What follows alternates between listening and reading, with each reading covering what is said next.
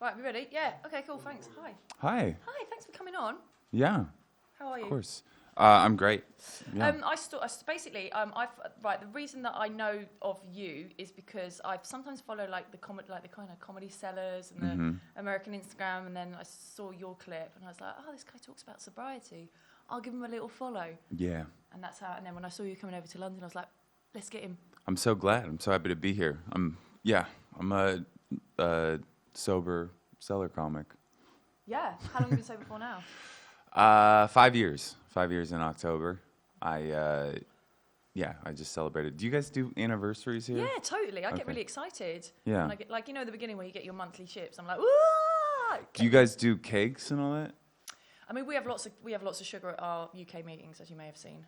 Yeah, in LA they like do birthday cakes, and then in New York they do anniversary, and then I wasn't sure if it dwindled as you kept going east, to London. I don't know. No, I don't think. Do you guys sing happy birthday? No. We sing happy birthday. you? Yeah. I mean, you guys are all sort of like more joyous as a nation anyway, so. Yeah, we're allowed to have a little bit more emotion than the stiff upper lips, right? Yeah, that's why we drink so much. That is us feeling emotion.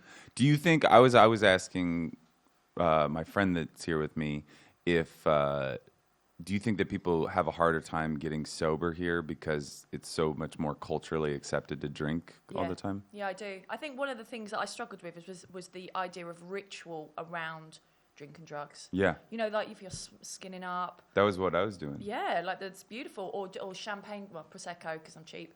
But like the Prosecco, the long glass, the foil, the unwrapping, the pop, the fizz. Oh my God, babe, cling, cling, cling. Yeah. It's so glamorous and so like entrenched in ritual. So yeah. Yeah, I had a little kit that was like a collapsible spliff rolling kit. Did you? Yeah. What's that about? What's that look like? It was just like a paper case, like that you would hold papers in. Yeah. And then it like opened and then folded up into a tray, and you had all your tools there. And then I smoked cigarettes, so I'd break the tobacco, and then I'd break the weed, and then I'd roll like a spliff that was meant for like 6 mates, and then I would just smoke it by myself while I drove around LA. Yeah, to be honest, that's very Anglophilic. Don't know if that's a real word, but like having the tobacco in the spliff. Well done. Yeah, I was a young man when I was introduced to like Germans in a hostel in Nicaragua, and I was like, this is how you should do it. It's a little bit harder, hurts a little more. Yeah. Gives you like a tobacco buzz. And Americans hated it. They hated it so much. Which meant they didn't smoke you spliffs. A lot of times, no. Yeah, it's like when you buy healthy snack food. Nobody wants to eat nobody gets high and wants a bunch of dates. So. Nice. Yeah. I used to live in Southeast Asia, and a South African taught me to roll a spliff with a newspaper, and I loved it as a party trick, but my boyfriend at the time was just absolutely horrified. So you would smoke newspaper? With weed in. Yeah. No. And sometimes, because they used to smuggle it in from Thailand up their asses, sometimes it would smell like shit. Oh, wow. Yeah. This is really stinky weed. I think I smoked crack once in a spliff accidentally, and that wasn't even my rock bottom. No, that was like a highlight.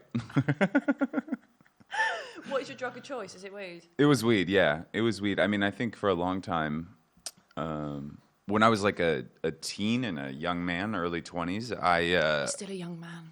I'm doing okay. My hair's thinning. But I loved drinking. I thought that was like a real identity. And I really, I kind of oscillated between being like a frat boy and wanting to be like a tortured artist writer that just was drunk at a party talking about the banality of everything. And then I just would always get in like really bad trouble when I drank. Like I've been arrested 6 times. I've, fist fights, kissed people's girlfriends, the whole 9 yards. That sounds great. It was fun for a minute. I wish I remembered more of it. And then I stopped and just kind of like took a little break from everything. And then one day got stoned and I was like, that's the answer. And I did that every day for 4 or 5 years. And you were doing comedy at this point? Yeah. All of my first big successes were like, I was vaguely stoned. Do you ever look back at some of that material now, or is there any sort of like clips that you watch back and you go, yeah, okay? I think a lot of it stands up. Like I I wasn't like out of my mind high, and I definitely like had some good bits back then. I feel like I was more relatable, you know. It was more like broad. Do you guys say broad here? Broad, yeah. Like mainstream? Yeah. Yeah, because I talked a lot more about weed and partying, and now I'm kind of talking about the, you know, getting older, middle age, depression. Do you not talk about, because like, the clip that I saw was mentioned your sobriety, but do you not repurpose the material about weed and talk about it through the lens of... I have new weed material. I have material about like how it's hard not to get high because it's like so normal now. Like I missed, like in the States, it's almost legal everywhere now. But surely that means you're like the ultimate punk, like, because essentially you did it when... I'm straight edge, yeah. No, I have a joke about how it's lame because you can just buy it now, and it used to be that you had to go to a drug dealer's house and like hang out with a criminal. Those are the good old days. Be around like a untrustworthy pit bull. That's it. Yeah. I love those nights. Yeah, it was great. So like in terms of like where did that take you? Where did that behaviour take you? And when did you decide to get sober? And was it like a proper rock bottom, or was it something really mundane? Well, I think I had multiple rock bottoms, but my rock bottom around weed was like, there was like multiple levels. Like I'd just gotten divorced. I was dating a girl that was much younger than me that was not like did not make any sense. And I was just like messing up. I was just like not writing a lot of material, fucking up at my job, which was like a really high paying TV writing job. And in what ways were you fucking up? I was subordinate. Is that what it's called? I don't know. What's that mean? Is that when you'd be like, fuck the system? I was insubordinate, I think. Got it. Insubordination. I think that's a word. But yeah, I was like just not... TV writers are very fickle. They're like, in the States, it's all a bunch of guys that just kind of like... There's like a hierarchy that's unspoken, and there's not a lot of like patience for like... personal problems, you know? And so I was just making myself a less hireable, you know, because they say like your job is your next job, or your current job is your interview for your next job in TV. And I would like sit in the corner and pout if I didn't get a joke on, or I would just like be on my phone or something like that. But I was like constantly I was like thinking about like disappearing. I was having fantasies about faking my own death. So and that I people was, would care. Yeah, something like that. You know, like a super geographic. And then I got sober after I had like a wild weekend in San Francisco. I slept with a married woman. I was like, just at the time I thought it was awesome. And then I kind of like sobered up and I was like, oh, I'm a dirtbag. And so I got sober, and then I still lost the job, and then like didn't get in any more comedy gigs, and like lost my reps. It was just like it was like I had to deal with all the repercussions of my using like after I got sober. So it was weird. It was like I needed to get sober to save my career, and then I still had to pay for all the things I did, but like you took away the anesthesia. So then how painful was that? Like, oh, it sucked. I was like writing on children's TV shows and God. like So you're like, this is now my bottom. This is my hell. And it kept getting worse because I had so much ego wrapped up in it. And I found myself, I want to say 3 years sober. I'd kind of ruined a promising relationship. I'd lost an okay job, and I was like $40,000 in debt and had no job promise, was just living off credit cards, and I was like living with a guy in Silver Lake in Los Angeles, and he had started to sleep with one of my ex-girlfriends. Oh no. And I was just like, and it was that thing where I was like, I don't have enough money to move, so I just had to like sit and listen to them have sex in my bedroom. They weren't having sex in my bedroom. I was sleeping in my bedroom and listening to them have sex next door. But it was just like nothing was going good. Nothing. And you were 3 years sober at this point. Yeah. So at that point, were you like, well, maybe I'll just go out and have some get wasted? I definitely had a couple different, you know, like, oh, I'll go sit at a bar and do the barfly thing and just like, you know, put my head into a beer. And then always was thinking about getting stoned or just doing like hallucinogens. I really wanted to go out to the desert and like just do a bunch of mushrooms. I take antidepressants though, so you can't take mushrooms and antidepressants. So I was always like, I'm not that kind of drug dealer. I'm not reckless, like, or drug user, not dealer.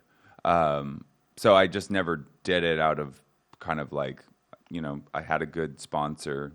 I think I went through probably 4 before I found him. Yeah. And then I just on a whim, I went to visit New York, and I knew that I was giving up my place in LA because I didn't want to live with the roommate that was sleeping with the ex. And I kind of was ready to pack it in. Like I was going to go back to Seattle. My mom was sick at the time. I was like, I'll take care of my mom. I'll kind of reevaluate everything, and then I'll see what happens. And what year is this? End of 2017. And then I went to visit New York. Shit, it's not even that long ago. No, it was like 2 years ago. Mad. And I went to visit New York, and my friend had an empty room in his apartment, and I was like sleeping on his couch, and I was like, hey, what's up with that room? And he's like, we're thinking about renting it. And I was like, okay, can I rent it? And so then I rented that room, and then I called this moving company that I used to work for. Is that what you guys call movers here? Yeah, totally. I think it's like furniture removal. Furniture, like boxes, housing, you know. Yeah. And I'd worked for them before all my successes. And I said, can I pick up some shifts? And they were like, yeah. And so all of a sudden I was living in New York, working as a mover, which is the thing that I'd done, you know, in 2009. Yeah. You know, like it'd been 10 years almost. Yeah. And it just ended up being like the best decision I ever made in my life. So it was weird. It was like my bottom, what should have been my bottom was the impetus to kind of like my rebirth. Yeah. So in terms of how did you feel about going back to, because you had quite a lot of success in Los Angeles pre losing the TV job. Yeah, it had been a couple years, but yeah, I'd had a really like kind of Cinderella arrival in LA. I'd gotten there and gotten Conan, and then gotten a half hour, and then got a sitcom writing job, and I'd gotten married, and all those things seemed like they were, you know, like I was just set. I remember just thinking like nothing can go wrong. Well, that's amazing, isn't it? That's a lesson, isn't it? You could have everything in the world, but if you're not fucking sorted out, yeah, then you'll drive it all down. You'll drive it into the ground. Yeah, I was not fit for any of it. No. So yeah. And so when you moved to New York and you got your like mover's job again, was there part of you? How did you feel about it? Were you like upbeat because you were like, I'm okay, I'm humble, I can revisit this? No, I was devastated. I mean, I used to have like a parking spot on like a studio lot with my name on it, you know, like I was like, what happened? I got sober, like, you know, like so mad. But then I have a sponsor that's like an old school California bro, and he was just like, wow, this is such an amazing opportunity for you to see the world in a, you know, like, wow, I'm so envious of you. Just take it all in, buddy. Oh my God, that's like a big living gratitude list there, isn't it? That's the kind of like a ball of gratitude. He never ever will give me any space to, you know, kind of pout. You know, I can be like, I'm sick and my girlfriend done me and whatever, and he'll just be like, so what'd you do today? You know, like, wow, did you have some good tea? I think for me, when I got into recovery, the idea of doing a gratitude list, you just go, what is the power of this? But actually, it's quite powerful because we're always like, oh, I didn't get that gig, I didn't get that job, I didn't get this, and we focus and we kind of live in that. But once you start going, yeah, I got to have a great cup of tea today, or the sun was shining, it's almost like you set yourself up for more success because you're just a bit more golden. Yeah, I think that also I just had been an ungrateful person. You know, I'd taken any kind of like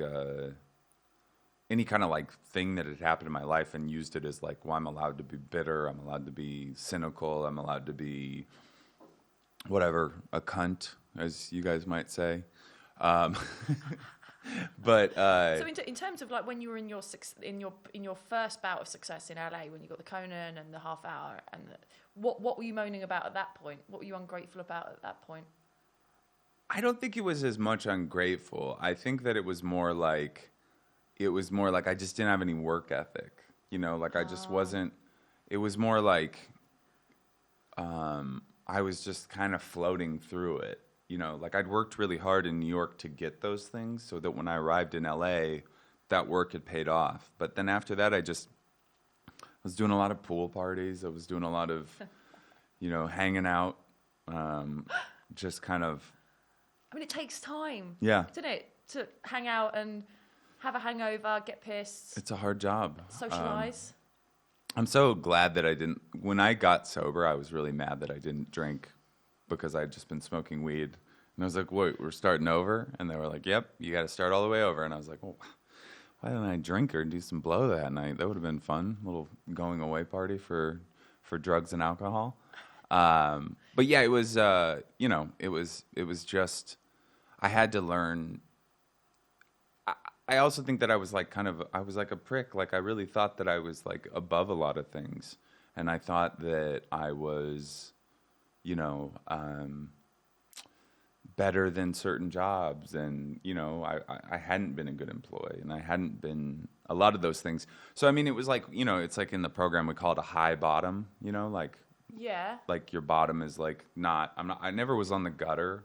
I come from a real upper middle class background. So it was like, I was never going to be on the streets. I was never going to not go without a meal or anything like that.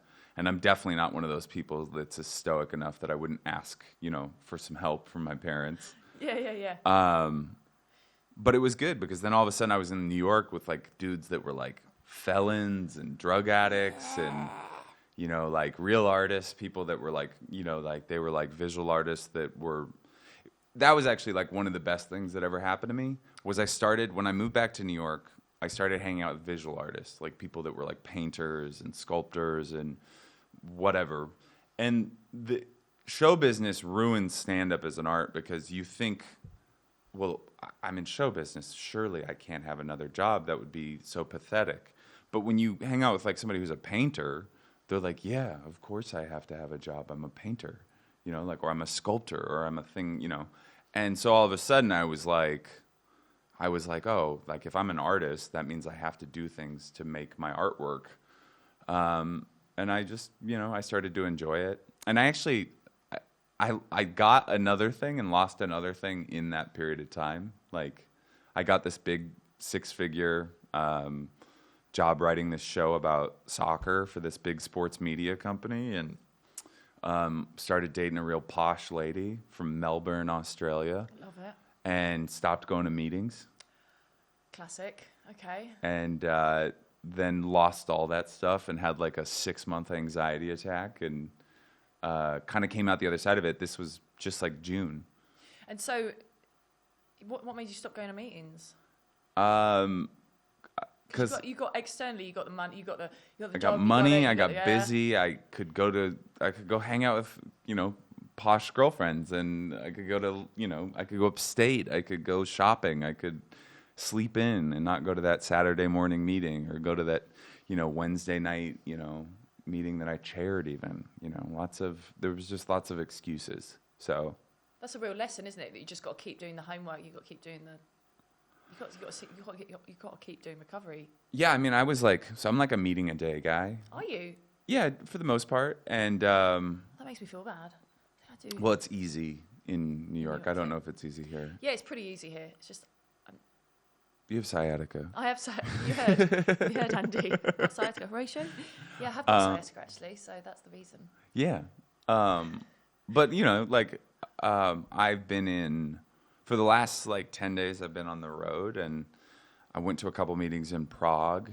I couldn't find a meeting in Brno, Czech Republic, and then Berlin. I was there for 12 hours. I mean, I was since the 12th, I've been in a different city every day with a fair amount of travel in between. Yeah. And I called my sponsor as much as, every other day, every 2 days. And I tried to do some gratitude lists, and I tried to do some 10-stepping and things like that. But I fell apart. I was not having fun doing stand-up until I got to London, because I was just like. Oh really? Because you weren't in a stable I just wasn't on. I need my system, I'm not. I'm a complete mess without this program. So like what like sometimes when I go overseas and I'll do like a festival in Australia or in Scotland, I find those very difficult because I get I've got like a spreadsheet with my ticket sales and I check the ticket sales I get quite obsessed with that sort of stuff and progress and data and I get very like in my own head and I've had a few breakdowns when I've been away. I just start planning like routes. Like I start looking at different ways I can travel. You know, I start breaking. You know, my Google Calendar looks like it looks like a patchwork quilt. You know, it's just so many colors and different. Like, what do you mean, like best route or cheapest route? Doesn't matter. You know, maybe all of them. Like literally for this trip, I was supposed to fly into Paris and then I was supposed to go like overland to Prague, and then I was like, oh, maybe I can go to Budapest, but I'd already bought tickets, so I just bought like multiple, because tickets over here are cheap on planes, you know, like EasyJet, Ryanair. Cheap. So I had multiple trips. I was just. So if there's anybody with the name Andy Haynes, well, they're already spent, but you know, like I literally had like 3 itineraries that I bought, like I paid for them. Okay. Because I just get obsessed with like, oh, I can go to Budapest for 24 hours and I'll go to these places. I've ruined so many vacations with that, like where it's like I brought somebody over to Europe and I've been like the last time I was here for an extensive amount of time, we went to Barcelona and then I was like, we'll go to Mallorca, and then I was like, oh, but then we can go to London, and then I was like, then we'll go to Stockholm. By the end of it, we were like gonna break up, like that was with an ex, and she was just like, this is insane. But but you need someone that understands that. Like, I am so ultra obsessive in sobriety. Like, drinking me, I just couldn't give a fuck. Yeah. But sober me, I'm hyper focused on details. I'm very controlling. Do you find that? Not that I'm controlling, but that you're controlling. No, yeah, I'm. I do find you controlling. No, and it's nice. I mean. So, like, I know from the past that I need to chill the fuck out, and so I kind of keep that. I have to remind myself of that. But then with the woman I'm dating now, like on Friday or whatever, we didn't have hotel reservations for Monday, and I was like, want to go to Paris for the night? And she was like, no, like, stop it. And I was like, oh, yeah, that's, like, crazy, you know, like, stop trying to be... what's like a, you know, I was trying to be like a what's the guy, the I can't think of it, the aviator, what's that guy's name? I don't know. Like Howard Hughes? Yeah, I was trying to be Howard Hughes. I thought I was like some kind of titan of industry and I was going to just fly a lady to Paris. Yeah. In your private plane? Yeah, in my private Vueling aircraft.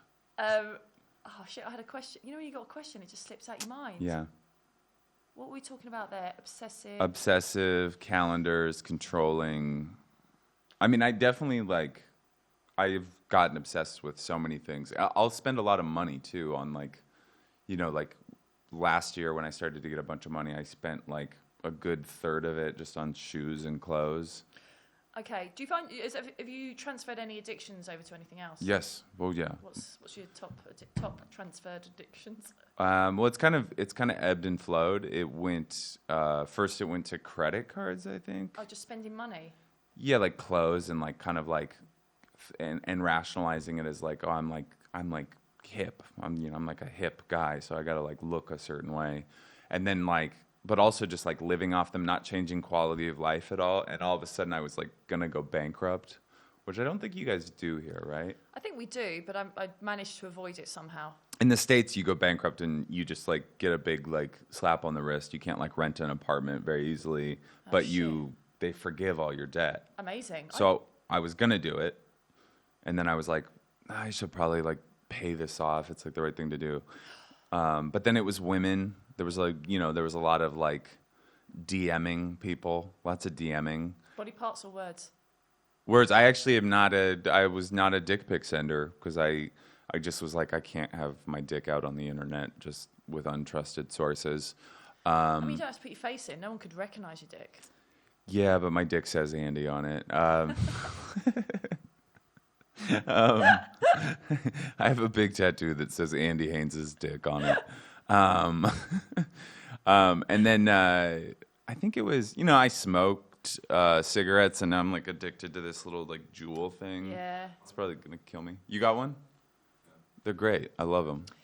Do you find that, I find it quite annoying that being in a programme means that I can't be as sneaky as I feel guilty in a way that I've never felt guilt before. Do you ever Yeah, do you feel yeah. like that? I mean, I am always trying to, my impulse is to like connive and cheat and like, with every single relationship in sobriety, it's been like, we're not that serious. And then it's like, oh, I should probably like knock this off. Like, I'm probably going to hurt somebody's feelings. Like, even when I started dating my current girlfriend, I was kind of dating other people, but they were like long distance kind of stuff. Yeah. And I was like, oh, I don't really have to say anything. And then eventually it was like, I was maintaining different stories and things. And I was like, okay, I got to like stop. You start getting obsessing. I can keep this. This is kind of like a little fun thing And you to feel, activate your brain. Yeah, you build your ego on it. I actually think that was like, it was like, I got kind of depressed because I was like, okay, I'm going to do like the right thing and like shut down all the fun, And I wasn't like sleeping with multiple people or being disingenuous like that, but I was like keeping this kind of like, that I was like somehow, like a Lothario, like I was like out there, I was like intercontinental playboy and a woman in every port, Andy. Yeah, I would have loved it. So talking about dating, apps, have you done like, how do you meet people? Because like I'm struggling to meet anyone decent. The apps for me, they're like a wormhole where I just kind of get like, Yeah, they're horrible. They're horrible, and I for some reason they don't work for me. I just don't know why. And I just wondered if it's because I'm sober or just because I'm a nightmare. I don't think apps are great. Here's the thing that I have. I've never, ever done well in sobriety. You know how people get 13-step or 12-step or whatever? Yeah. Nobody ever hit on me like that. Like, so just to clarify, 13-step is when someone more sober than you hits on you. Yeah. And they're not supposed to. Like, nobody ever tried to pick me up in a meeting, and I was so mad about it. And it was because I wasn't like a bad boy. They all wanted like the tattooed, like silly necklace. Like, they always wanted like brooding. When you go to LA, there's so many handsome, brooding boys. Oh my God, I can't wait. I'm going. Yeah, go. You'll be able to rescue 1,000 men, and they're all just like, oh man, I got fired from my job for sleeping again. I told my boss to fuck off. And there's just like 14 women just slipping off their chairs. And then I'm like over there and I'm like, I'd like to get my credit in good shape. And they're like, oh God, get out of here, Dad. But anyways, I did the apps and I met a couple ladies like that. It's so fun. I really liked Raya. Raya's like... Isn't that the sort of celeb-y sort of like... Yeah, but it's not that anymore. It started with that. You'll see people on there occasionally, but they're not matching with you. Like Lily Allen's on there. She's never popped in the DMs. And like... I mean, Lily Allen does have, like... You're a good-looking guy. Lily Allen definitely goes for very questionably... Oh, of course, but dudes. She never popped into my DMs. There was no match or interest. There's been some like, I do fine. I have a beautiful girlfriend now, and I've had the pleasure of, being able to have some relationships with some really successful and talented women. I mean, I was married to a very successful comedian, but it's more normal than it seems, So what do you think? How do you think? I liked Raya because it was a lot of creatives. Yeah. And it was a lot of people that understood the life. And when I dated on the other apps, I might have some like successes, but there's that thing with comedy where you're in a relationship and everything's going just fine. And then you go to that romantic dinner and you watch that Netflix show and then you go, all right, babe, I got a gig. And they go, what? And you go, yeah, I'm leaving. And then they go, you're leaving? And you're like, yeah. And then next week I'm going to leave again, and then I'm going to go away. And I'm going to you'll never be able to plan it. We'll never have like a Tuesday night thing or any of that.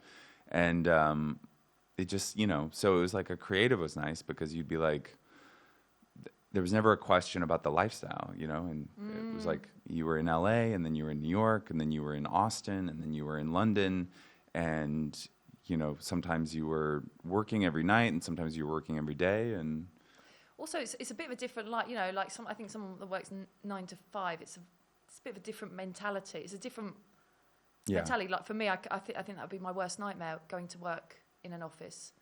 9 to 5. I couldn't bear it. Honestly, I was craving it for a long time, and now that I've been able to kind of like make comedy work again, I can't see it working again. But for a long time, I was just like, around the time that I was kind of hitting my bottom, I was like, just give me. I'll just copyright. I'll be a copywriter for an ad agency. I'll have a Subaru Outback. I'll have a dog in a condo. I'll do comedy sometimes, and then. But you hope that could be your thing, because it'd be so much easier. Mm-hmm. But I found every time I've tried to get a normal job, I fuck it up. It's too hard. Oh yeah, I mean that job that I lost 2 years ago or a year ago, it was like That was a sports one. Yeah, like they were very unprofessional in the way that they let me go. I mean, I have to go to court and all this stuff, but. A lot of it was like, I mean, I definitely could have like kept the peace so much better. And it was because I don't know how to you put me in like alcoholic comedian that's insecure and lives in fear and isn't running a good program. And then you put me in a corporate environment. And I was just like a mess, like they'd be like, all right, we're going to do this, this, and this. And then I'd be like, but I wanted to do, like I'd literally act like a fucking petulant child. And then I lost that job. So let's go back to New York. You were in New York. Mm-hmm. You're like, I'm having to start again. Had all this success, had the bottom, moved to New York. You get the job with the movers, and then what happens? What are you're living in your friend's spare room? Yeah, you so just start going back to doing comedy and I'm just doing comedy. And are you getting paid? Are you going back to paid work or? I'm getting more. Like it's like L.A. Like when you get a spot pay in the city of L.A., it's like $13. It's like do you get paid in New York? Yeah, you get paid like about $100 a set. Okay. And so when I moved back, I started to get more paid spots. Like I started to get passed at clubs, and I got this job, the sports job, which was like a good job. It was corporate media. It's like the equivalent of working for like a Vice or it was a good job. And so I started to be okay with money, and so I was able to move into another apartment that was a little bit more, I still had roommates, but it was still a little bit more amenable. And then randomly, actually it was like when I was celebrating my 4-year anniversary, and I got a text from a comic, Mark Norman, and I'd auditioned for the Comedy Cellar maybe 3 times, but like with no response at all. So what, you go and do like an open mic? You do like a 5-minute set. 5-minute set. And then But they were asking me to audition for the audition. It was like a weird thing. It was like a manager needed to see me audition so that she could put me in front of the queen. Okay. There is a queen of the Comedy Cellar. Okay, great. And she, just randomly, I was like upstate. I was at this place called the Storm King Arts Center. Yeah. And I felt so bad for my friends because they had just eaten mushrooms. Because they were going to have, we were in this sculpture park, this giant sculpture park called the Storm King Arts Center. And I got a text from Mark Norman, and he said, hey, Esty wants to see you at 9 tonight. And and I was like, hey, guys, enjoy the next couple hours, but we are going to leave a little bit earlier. And we drove back to the city, and I did my audition. And so then when I got passed to the cellar, that changed everything. And I mean, I still had this entire last winter happen where I was a mess and things like that. But the Comedy Cellar changed my life. It was the reason why I started comedy the way I started it, and why I moved to New York was because I saw Jerry Seinfeld's documentary Comedian, and I saw people doing comedy the way that I wanted to do it. And to be able to become that kind of comic was something that I never thought I was going to be able to do. Why? Because I'd lived in New York before, and I was never even close. Nobody was looking at me like that. I'd never been a regular at a club. And so when I moved to LA, it was just like, no, you don't get to play the seller. You're not a seller guy. Yeah, and also my generation had not been accepted. When I was in comedy in New York the first time, it was like the only comics that were working the cellar were celebrities, And So it's a different time in that club's history. yeah, and then it wasn't that the quality of comedies changed at all. It's just that my generation of comics all moved into the next slot, So my peers are now the kind of... So your school year has already gone ahead, but you kind of stayed behind a year because you were drinking? Smoking, yeah. I think that I just lost... I mean, it's really, like, I'm very impressed by people who can maintain multiple entertainment jobs and still be funny. Like when you see somebody who puts out a decent hour and that they've been like on a writing staff or that they've been shooting a show, that's a lot of discipline. Because when you put me in a writer's room, I don't have the mental bandwidth to like go write for 8 hours in a writer's room and then come home and work on jokes and then go out and workshop those. I'll go up, but I'm not going to do new jokes probably. I'm going to probably fuck around and, see what happens. It's not focused. It's not laser focused. Yeah. So when you got through the set, like you got accepted into the cellar, like how did things change? It was just like those spots that I didn't necessarily have a show, those like couple nights a week that I was maybe doing comedy 4 or 5 nights a week. Yeah. And so then all of a sudden I filled in those extra spots and then I was getting multiple spots a night. And then also it was just like... It's kudos, isn't it? Kudos. What's kudo? Kudo? Yeah, kudos. Oh, okay. I was like, what does that mean? I thought it was Latin. Yeah, I just like to bust it in once in a while. It changed like the approach because all of a sudden I was like, oh, I can't mess this up. Like I have to do well. This is the Comedy Cellar. This is you. This is what you do now. You're not pretending. Yeah, it's my dream. Yeah, it's your dream. So I just started taking it more seriously and being more concerted with like the way I approach stand-up. And then they had this TV show, which I think you said you saw, the live at This Week at the Comedy Cellar. Yeah, that's on Comedy Central. Yeah, I think so. And when that started,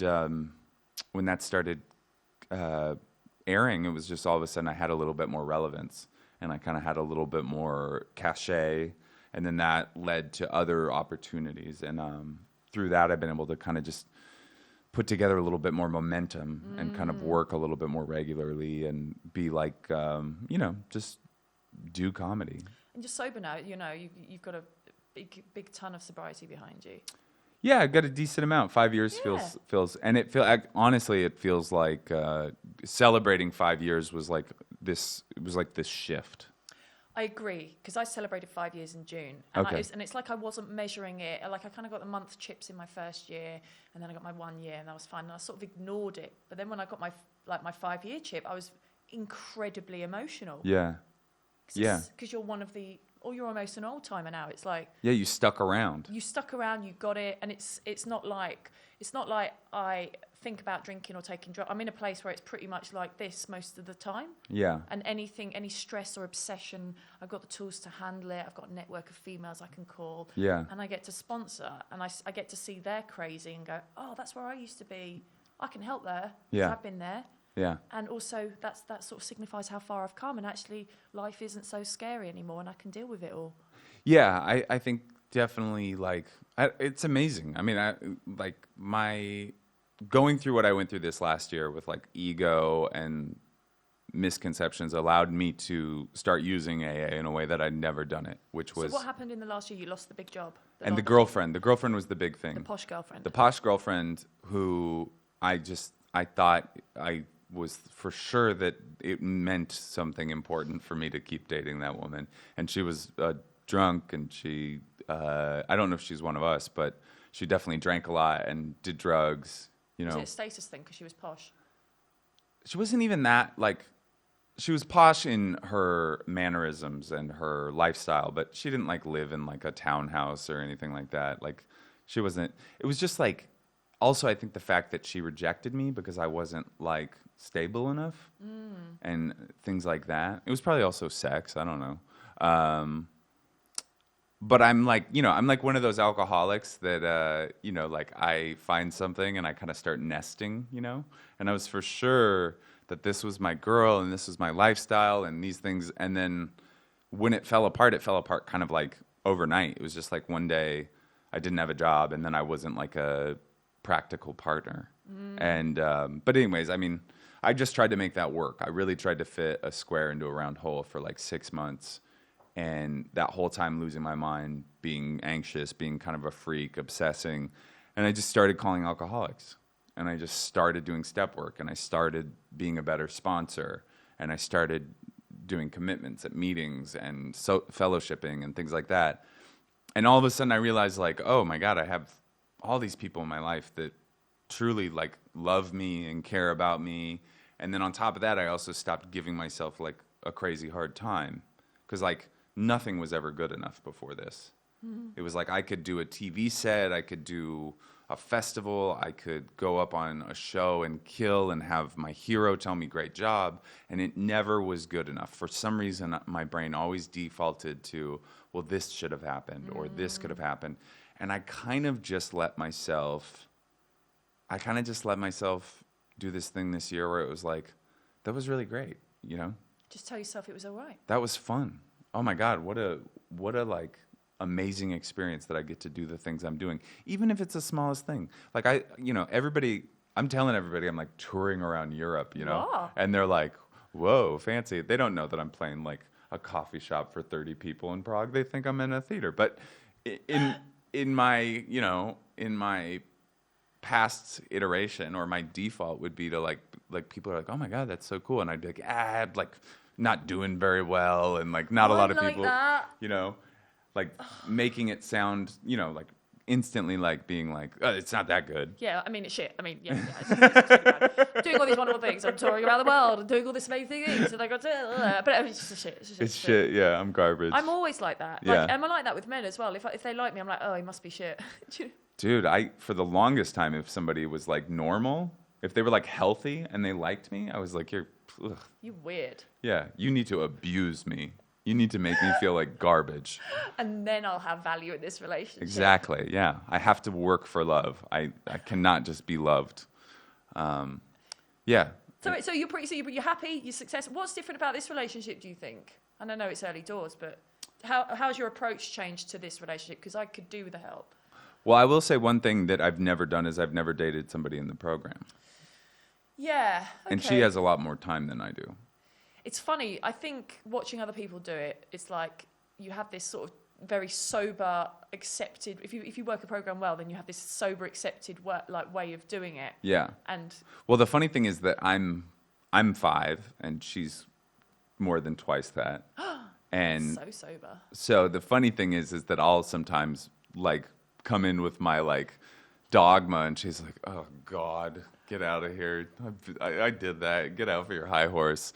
I'm still like more like, I'm a meeting a day guy, and she does a little bit less.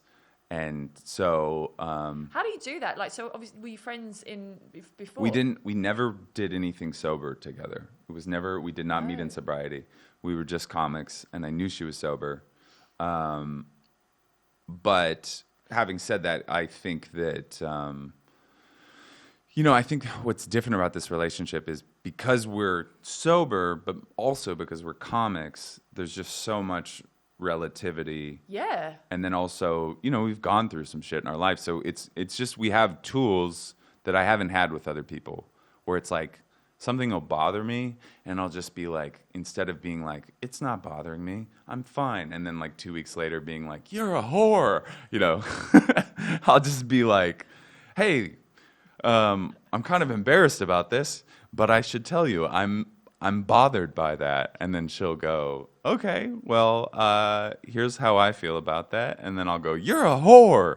No, yeah. So it's been, but it's really new. So who knows? I think that's important. That you touched on an important point, because I think part of the whole dating thing is firstly going, well, can they deal with my lifestyle firstly, but also like, how are they built up inside? Are they doing any work on themselves? Have they got a yeah? Because Yeah, I mean, I think something that was really hard about my last relationship, the one that kind of threw me for a loop, was she didn't do any work on herself.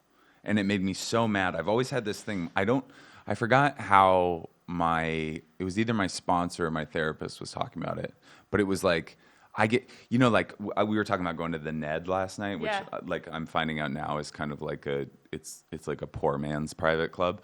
I really thought that I was quite posh last night, but no, you are posh, man. thank you. I felt very fancy, but I've always been in love with the idea of, and this was like me being hard on myself. It was like I never wanted to work hard. I just wanted to show up and be good. I wanted to show up and be fabulous.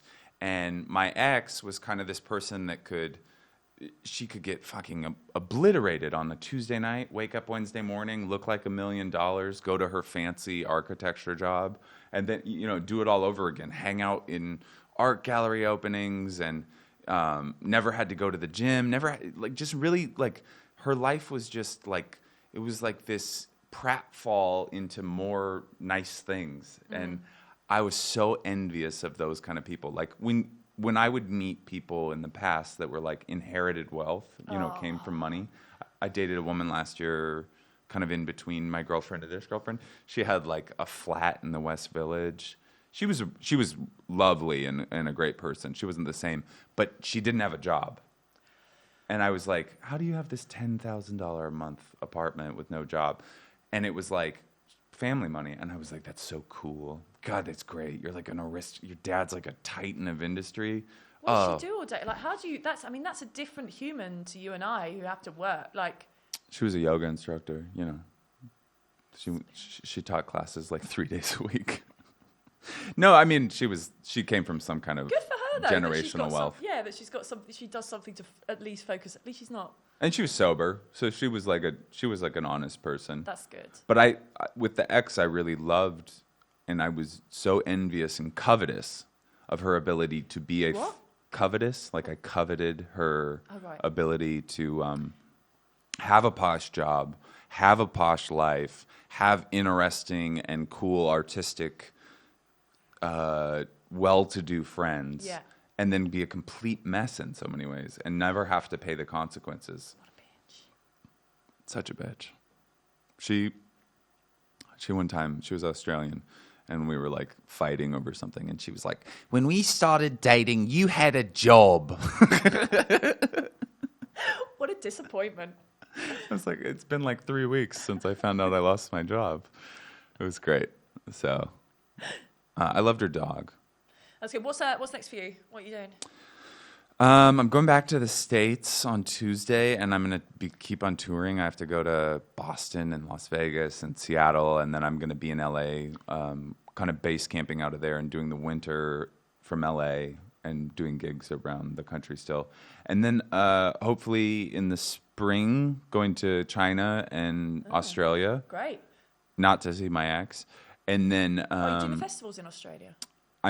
I'm seeing what that itinerary is going to be. It might just be some touring, but I'm trying to get to the land down under.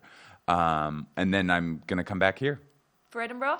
Yeah, I'm hopefully going to... Yes, mate. I'm hopefully going to do Edinburgh and do the whole pre-Edinburgh thing, and then hopefully spend a week in the south of France when it's all over and just sit on my terrace in Cassis. Love it. Well, until then, thank you very much for coming on. Thanks for having me. Thanks for sharing. That's it.